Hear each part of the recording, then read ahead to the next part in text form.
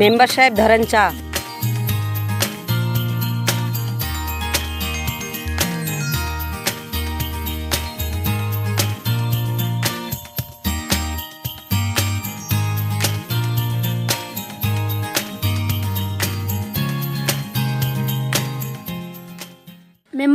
Member সাহেব কি হয়েছে? মেম্বার সাহেব, আমি তো অনেক গরিব, আমার তো অনেক বয়স হয়ে গেছে, আমি কোনো কাজ করতে পারি না। আমাকে যদি একটা কাট করে দিতেন তাহলে ভালো হতো। হ্যাঁ, অবশ্যই করে দেওয়া যাবে, কিন্তু কিছু পেতে হলে কিছু দিতে হয়। মেম্বার সাহেব, আপনি কি আমার কাছ থেকে টাকা চাচ্ছেন? এটা তো কথা ছিল না মেম্বার সাহেব। Keep your voice down. মানে? ও, তুই তো আবার ইংলিশ বুঝিস না। যা এখান থেকে যা, ছোট লোক কোথাকার। আরে বন্ধু, তুই এখানে?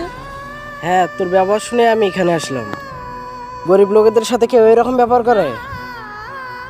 কার সাথে কিরকম ব্যবহার করতে হবে তুই আমাকে শিখাবি? আরে শোন, তোর এই ইলেকশনের আর 5 মাস বাকি। এরকম সময় যদি সাধারণ লোকেদের সাথে তুই এরকম ব্যবহার করিস, তাহলে পরবর্তী ইলেকশনে তুই আর মেম্বার পদে জয়লাভ করতে পারবি না। আরে বন্ধু, তুই তো ঠিক কথা বলেছিস।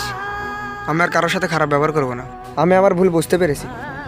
কারোর সাথে খারাপ ব্যবহার করে কখনো বড় হওয়া যায় না। চাচা, আপনাকে আমি একটা কাট করে দেবো।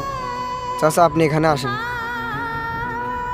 আমাকে ক্ষমা করে দিন, আর আমার কথা আপনি কিছু মনে করবেন না।